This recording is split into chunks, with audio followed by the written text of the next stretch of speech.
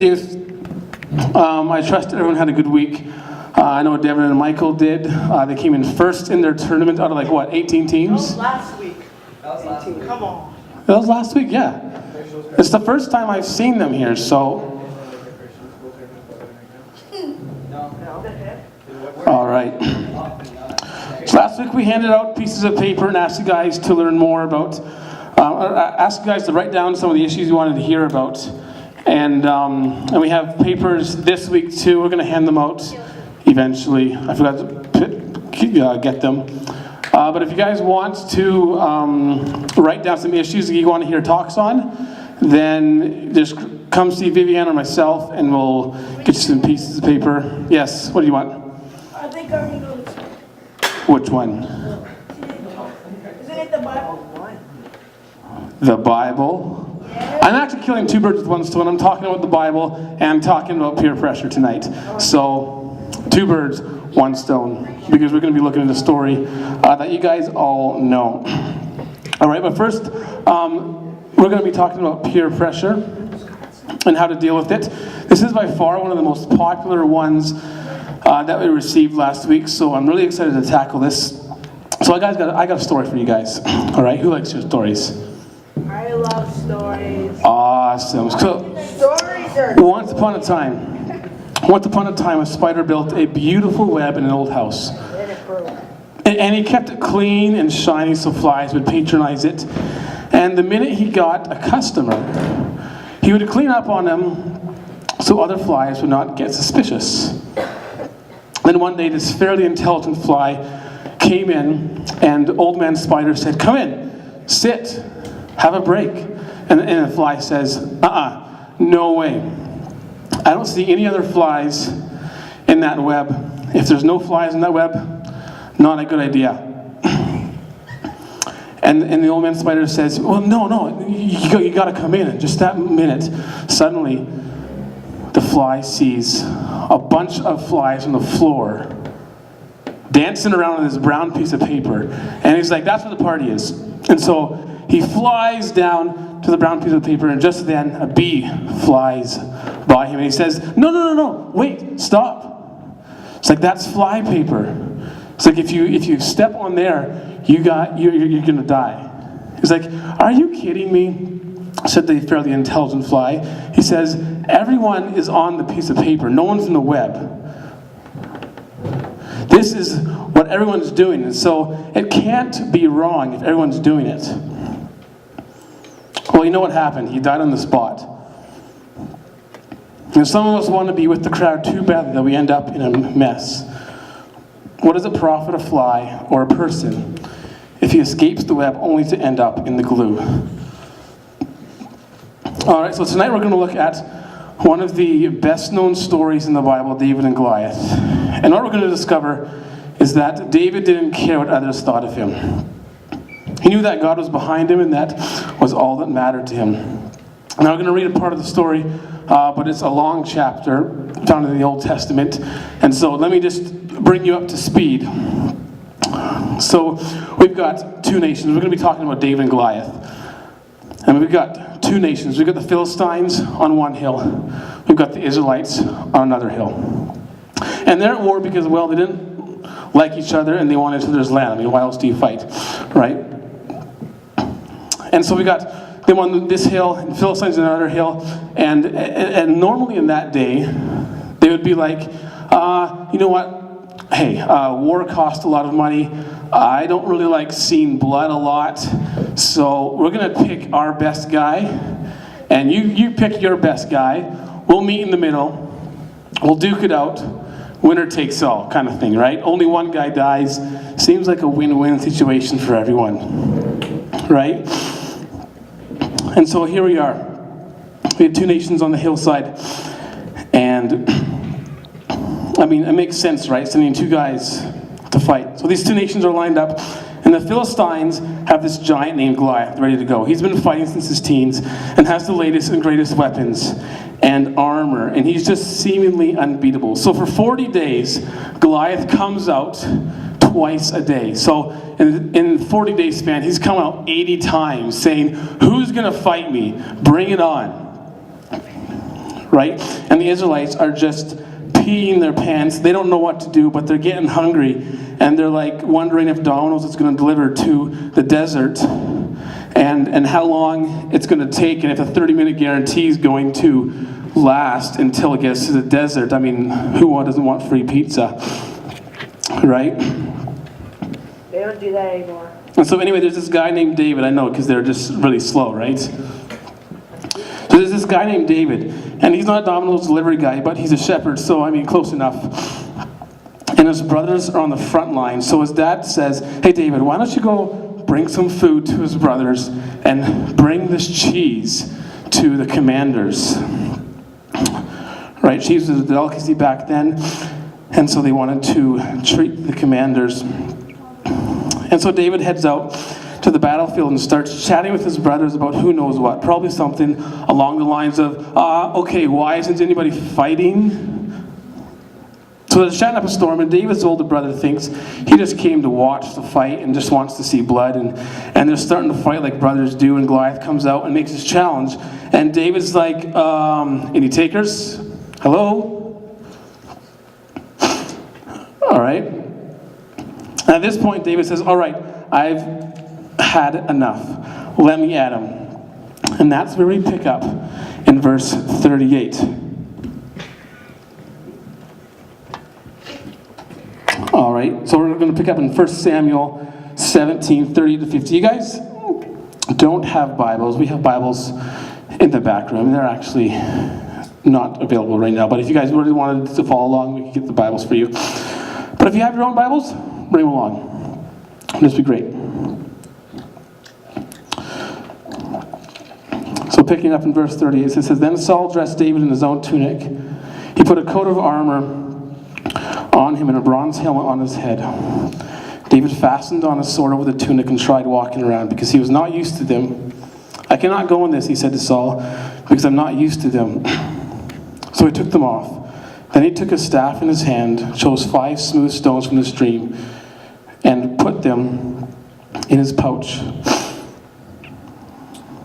Where am I now?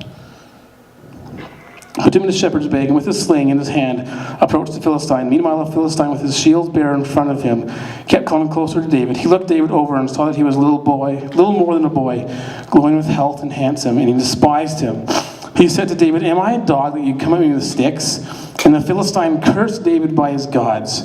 Come here, he said, and I'll give you your flesh to the birds and the wild animals. I mean, like, that's not small talk. These guys really ripping into him.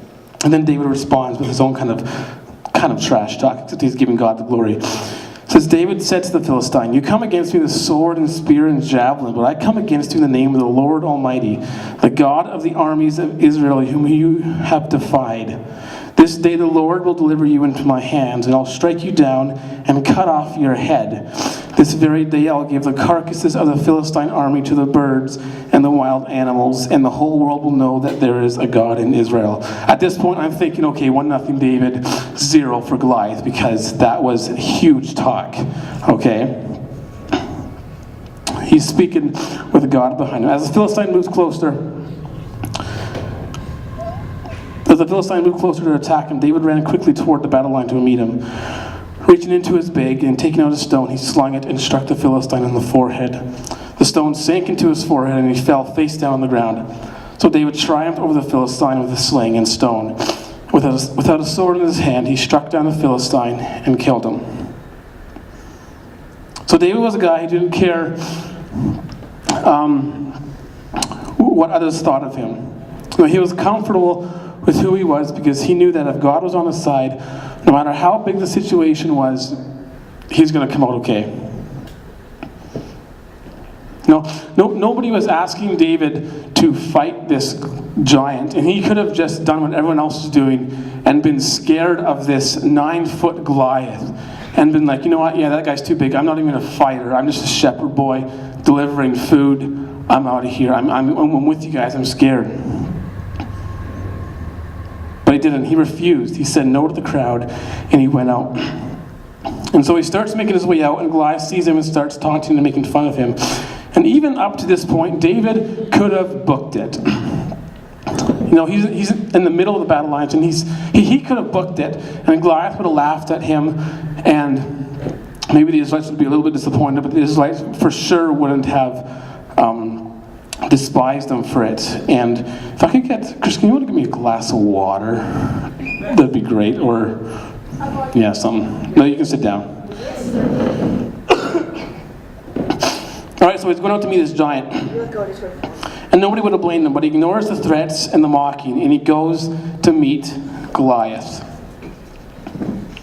All right, peer pressure is inevitable. No matter how few friends you have or how many good friends you have, sooner or later you're going to face a situation where you have to decide whether to go with the crowd or whether to stand out on your own. Okay, who here has faced peer pressure in every kind of situation? In your school, maybe in your hockey dressing room. I know I played hockey a lot, and thank you so much.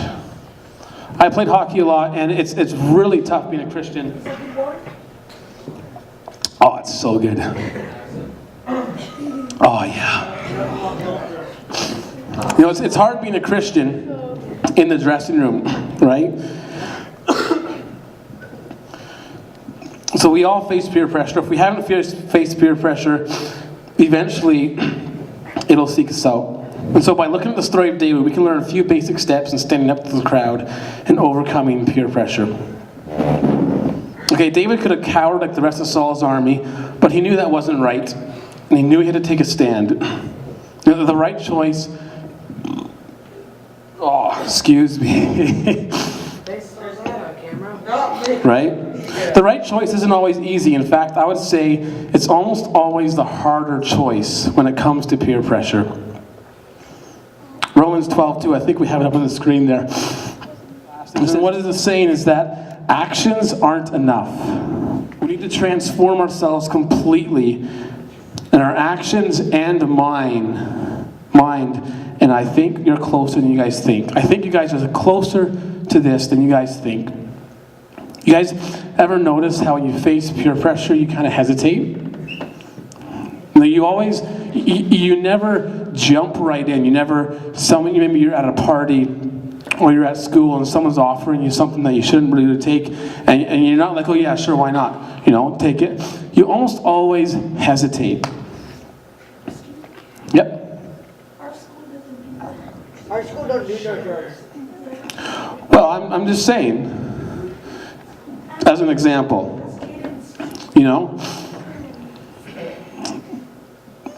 some of us think that it's not going to happen to us, or I'm not even talking about drugs or smokes or anything. I'm talking about maybe there's a guy in your school who no one really hangs out with, and maybe you're with your friends and you're walking by him and you see that he's eating lunch by himself, and your friends are like, hey kid, let's go play basketball or whatever, and you kind of think, maybe today I'm going to sit with this guy.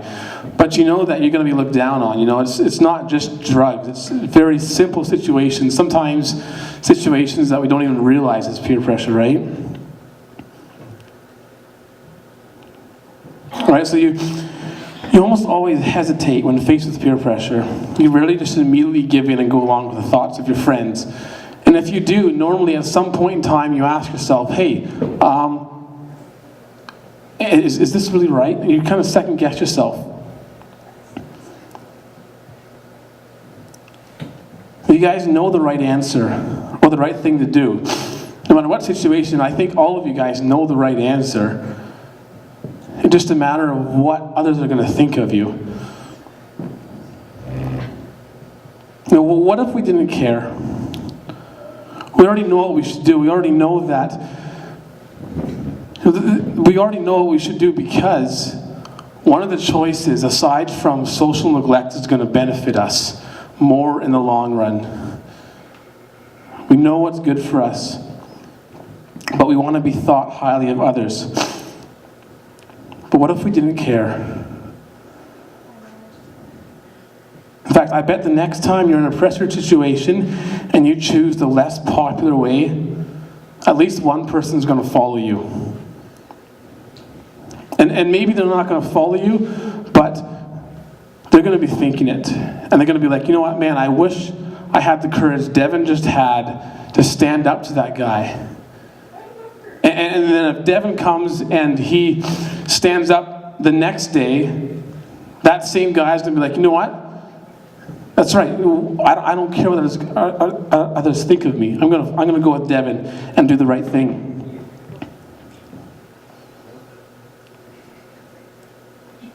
That was number one, learn to make your own choices. Number two, learn to feel comfortable with who you are. Now, what if we didn't care what others thought about us? What if we refused to believe the lies that society tells us, that we're not good enough? We need these clothes, we need to listen to this type of music, hang out with this type of friends. Be comfortable saying no. If someone tries to push you into something and you hesitantly say no, you just told that person that you actually really want to, but you really shouldn't. But on the other side, if you say to someone, you know what? No, I'm not interested. This not interested in me. Then you show them that you're not interested. You stated a reason. Now you just have to walk away. You guys are treasured, loved, and cared for. No one can tell you otherwise. There's no one in the world like you. God made you exactly the way He wanted to. So be yourself. Be comfortable with who you are. Be comfortable saying no. I want to try a cool experiment, and I'm going to need a volunteer to do it. So, Ruth, I'm going to get you, you know how to blow up a balloon, right? You know how to blow up a balloon, right? Okay, awesome. All right, so what I want you to do is I have this balloon in the bottle here, and it's wrapped over the lid for you. So all you have to do is blow up the balloon inside the bottle, okay? Okay, so who thinks Ruth can do it? No, she can. Yes, she may. You think so? Can you do it? Oh, pretty close. No? Okay.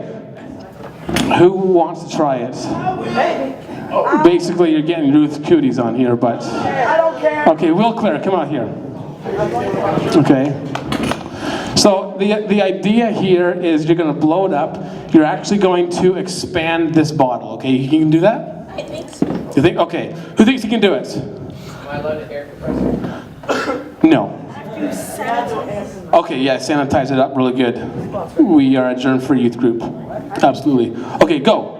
Harder. Come on. Come on. Hot air. Go. Go. Go. Go. Okay. I see people blow better than Okay. Okay. Okay. I'm going to just stay up here for a sec. I'm going to stay. You can hold that for a second. I'm going to get you to stay up there just a little more longer. All right. So we all know that balloons are relatively easy. So why couldn't Ruth or Will Clare blow it up? Bradley. There's the air in the bottom of the balloon, and you're not going to be able to blow it up. You have to let the air out. Right. Yeah. All right. Anything else? Why couldn't they blow the balloon up? Back. The bottle is restricting the balloon's movement. All right. All right. So yeah, exactly. The balloon is being influenced by stronger outside pressure, and no matter how hard anyone tries, as long as the balloon is inside the bottle, it can't be inflated. Who thinks I can do it? Oh, okay. I need this. She wants a turn too. It's Timmy's iced tea. Okay, you guys ready to be like mind blown? Yes. This is my buddy, Mr. Sluice.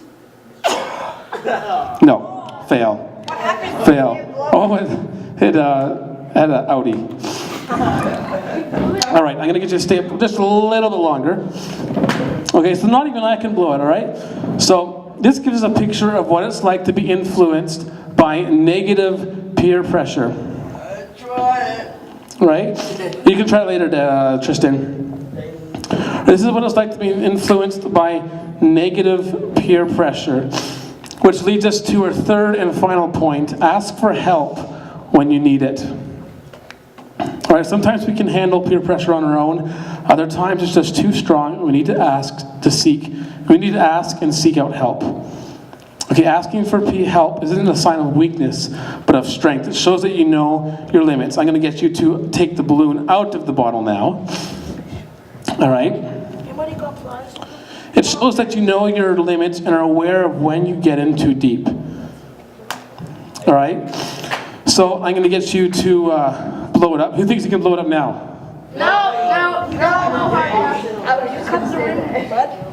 I cut the rim. That's the problem, bud. That's the problem, bud. Claire, you need to blow it. Well, I didn't cut it. Yeah. Okay, you need to blow it up. Please blow it up, otherwise the experiment fails. Whoa. Go, go, go, yeah! And he's singing music at the same time. That is awesome. All right. All right, you can take the balloon, you can have it, and you can sit down. Everyone give Eau Claire a hand.